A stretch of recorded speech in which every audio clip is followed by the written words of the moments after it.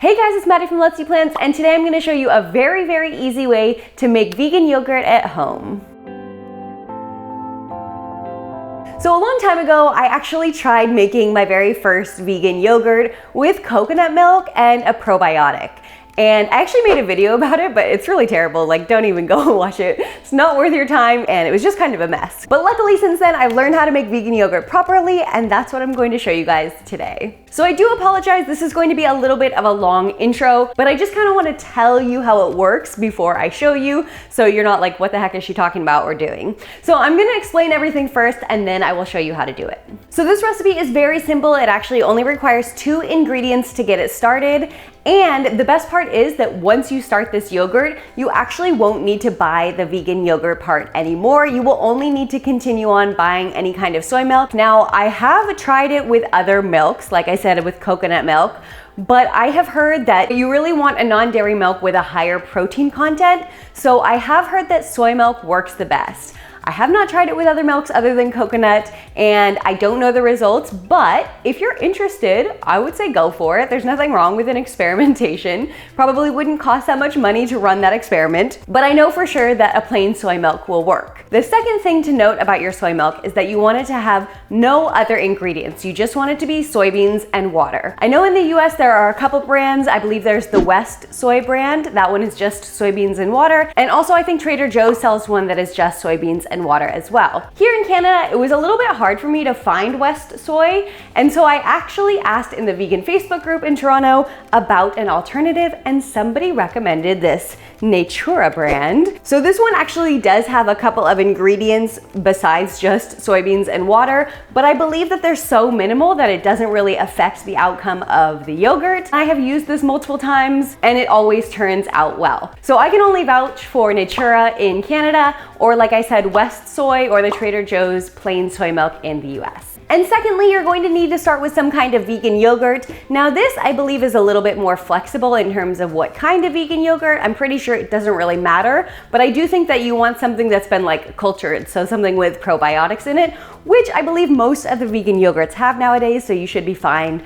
I really like the Riviera brand. I just think it's really delicious. This one is a coconut base, but I believe they have an oat milk based one as well. But since we only need a couple tablespoons of it to activate our yogurt, then just get one that you like eating so that you can eat the rest of it. And so once we make our first batch of yogurt, you actually won't need to buy yogurt anymore to start off your yogurt, because you're just going to use a little bit left over of whatever yogurt you have made. So this is only a one-time purchase, and then any future yogurts you want to make, you can use a small amount from the previous batch you have just made, and then you'll need to continue to buy soy milk. So that is the basis of how the yogurt works. And then I have been using my Instant Pot. I think that it works really well to keep a consistent warm temperature. And I have heard that you can make the yogurt without an Instant Pot, but you're gonna wanna find a place in your house that's warm, but not necessarily hot, such as like the oven, as long as your oven has the oven light on, but it is turned off, no heat coming from the oven. But I do know that the Instant Pot works, and it even has a little yogurt button.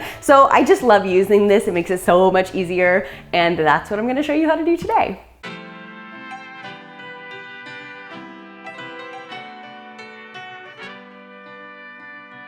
Now, just a note about stirring utensils. I read somewhere that using a metal spoon to stir your yogurt is not good. Something about it like deactivating the probiotic, I believe is what I read. Now, I'm not even sure if that's true. I have read things that said it's fine to use a metal spoon. I've read things that said don't use a metal spoon. But anyway, ever since reading that, I have just used a silicone or wooden stirring device, and it's easy enough to switch to one of those. I don't know that it makes a difference or not, but that's just what I've done since then. So if you've tried it before and you used metal, then maybe try using silicone or wood instead, or even plastic. Usually I will use like one of these plastic spoons. That also works instead of like a metal spoon.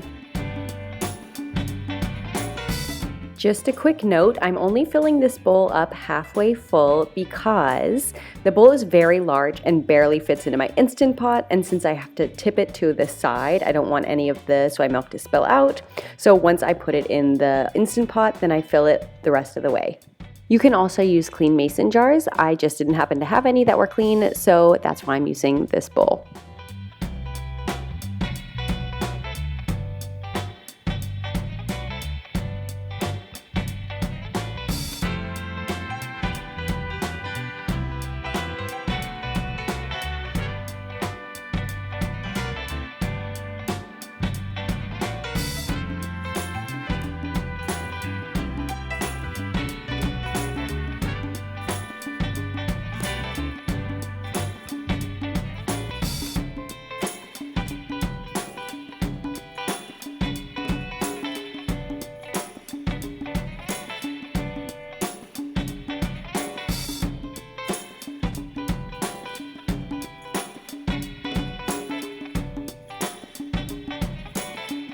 Now there are also a couple options for when your yogurt is finished. You're gonna see that it's a little bit liquidy when it comes out of the Instant Pot. It'll probably even thicken up a little bit more as you keep it in the fridge, but I personally like to strain mine so it gets a really thick, like Greek yogurt texture. So now when you're ready to strain your yogurt, if that's what you choose to do, I just use this big metal strainer and I use some cheesecloth, which is pretty inexpensive. I think I got this at the dollar store, and I reuse it. Like I will wash it when it's finished and I will use it at least a couple times. So I like to line my metal strainer with some cheesecloth, and then I just put the whole thing over something to collect the water that's going to drain out.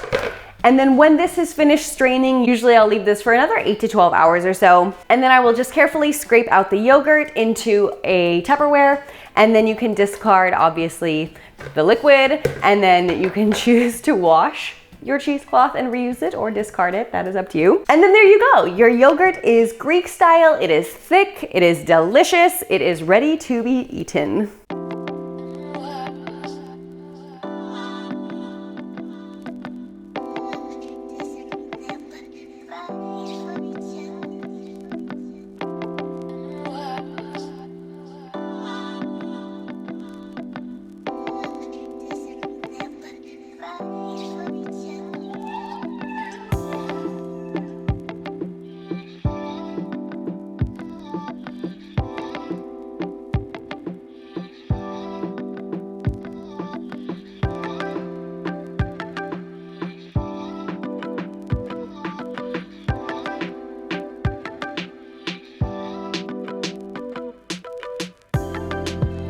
So I do find when you strain it, of course, you get a slightly smaller yield because you're taking out some of the moisture, which adds volume. But I mean, you still get a very decent amount, especially considering it only costs you the price of like 1 carton of soy milk, which is usually less expensive than a store-bought yogurt. So now that your yogurt is finished, like I said at the beginning, instead of buying a brand new yogurt every time, you can just take a couple tablespoons from the yogurt you have already made to make your next batch. So you actually only need to buy the yogurt one time, like I mentioned, and then just use the batch that you've made to make your next yogurts. Of course, if you do eat all of it, then you'll have to buy a new yogurt to start the whole thing again. But if you remember to save that couple tablespoons, then you won't need to do that, and you can just have a perpetual supply of yogurt. So if you guys have any questions, just leave it in a comment down below and I will try my best to answer them for you. And if you enjoyed this video, don't forget to give it a like. If you're new here, feel free to subscribe. I'm making new videos every week. And with that, let's eat plants, and I will see you guys next time.